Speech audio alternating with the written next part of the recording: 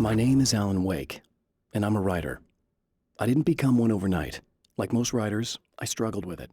A short story here, an article there. Then I got lucky and spent a year as a staff writer on the Night Springs TV show.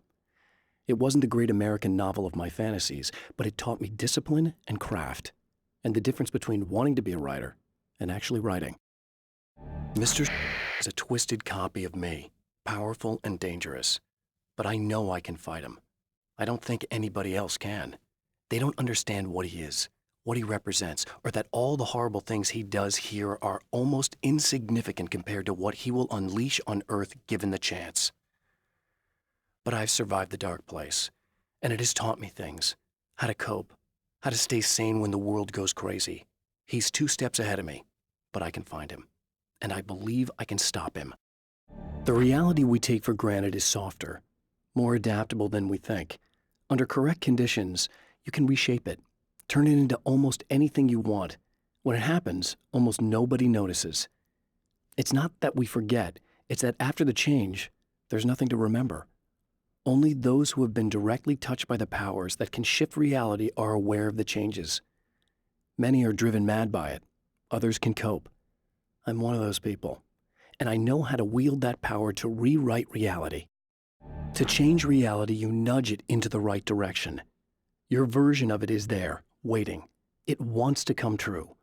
All you need to do is help it achieve its potential. The devil is in the details. You change the details of the scene to match those on the page.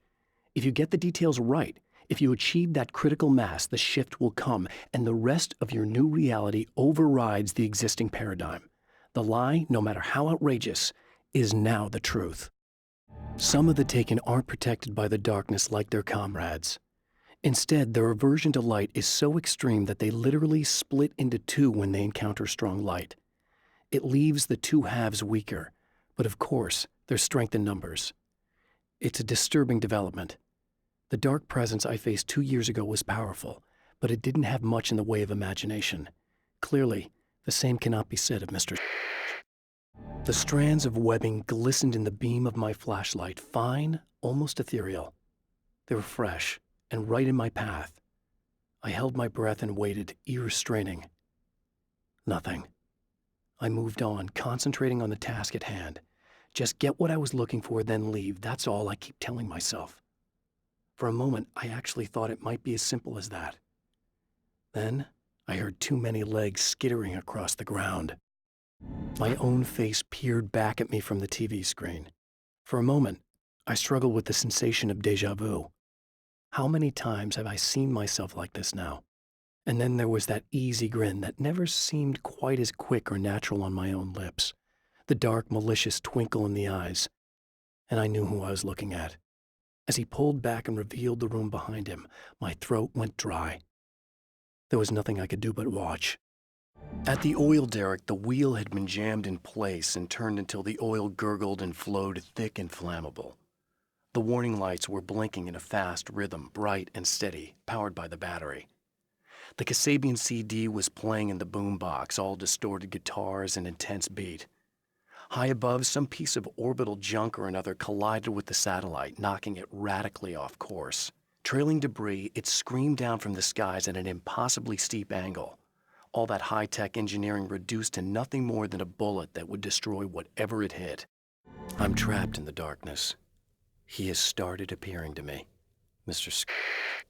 He can travel back into the world effortlessly, and he loves to rub my face in it. At first, he was just an echo in the darkness, a flicker beyond the edge of my vision.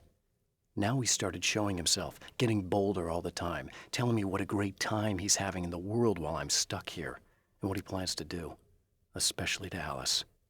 All the moves I have left are dangerous and desperate. I have no choice. I have to hunt him. I know that when I arrive, the clarity of vision I have now may disappear. I've made my plans. I prepared for this, but I know the transition from the dark place will be hard on me, and not just physically. It may affect my mind, my memory. These pages should help me remember and focus. That's worked for me before. Even if that fails, I think I will be able to trust my instincts. I'm navigating my own story. I'm hoping I'll know where to go and what to do. even if the details elude me. I don't make friends easily. I know plenty of people, but I don't let most of them close. I've known Barry Wheeler ever since we were little boys. We had the time of our lives. I'd get us in trouble, and he'd talk us out of it. Things haven't changed that much now that we're grown-ups. He's the most loyal and dependable person I've ever met, and all the things that count anyway. You could call him a weasel, and you wouldn't be entirely wrong. You could call him a clown, and I would reluctantly agree. But he has never let me down. Alice and Barry, my wife and my best friend, are easily the two most important people in my life, and they've never really gotten along with each other. I suppose both of them resent the other's intrusions into what they considered their domain. After I was gone, they maintained an uneasy truce. My book stayed in print, still selling, the licensing machine churned away. She was my wife and controlled the intellectual property. He was my agent and took care of the business. I wish they found more common ground than that. Night Springs doesn't exist.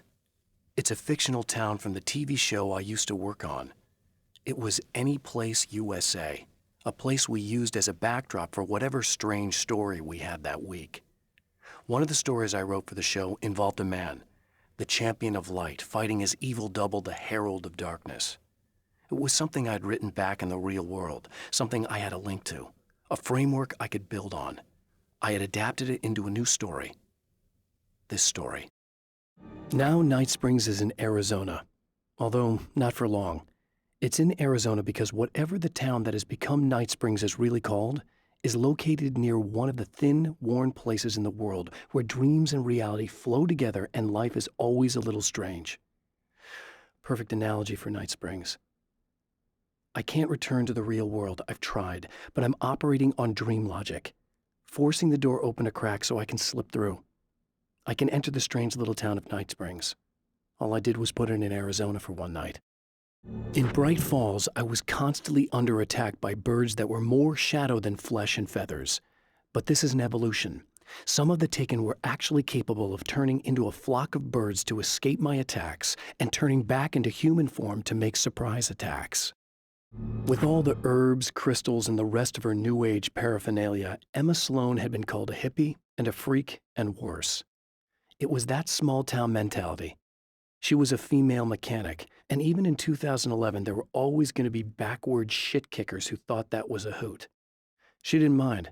She could deal. She could take any engine apart, even the new ones with all the computers in them. Turned out that these boys were awful polite while waiting for her to put them back together. Thor and Odin Anderson, old gods of Asgard.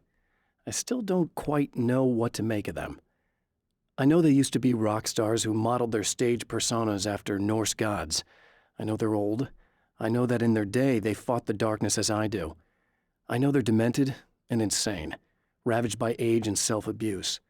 But there's something in them, something powerful that took hold when they were touched by the powers beyond. A thing that goes far beyond just stage names. Something godlike.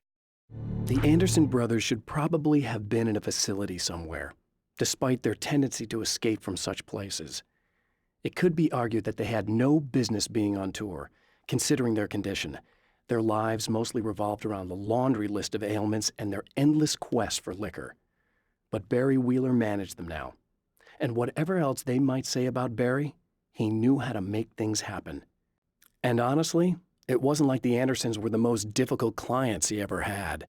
Getting the Andersons into the recording studio was a struggle and a half.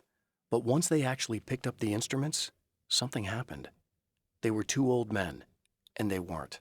They were doddering bags of bone, and they were barely contained power. And there was music. Barry rubbed his hands together. He knew how to pick a winner. Now all they needed was some direction on how to make things a little more modern. Barry had never produced a thing in his life, but he knew what he liked. He knew Balance Slays the Demon was going to be a hit.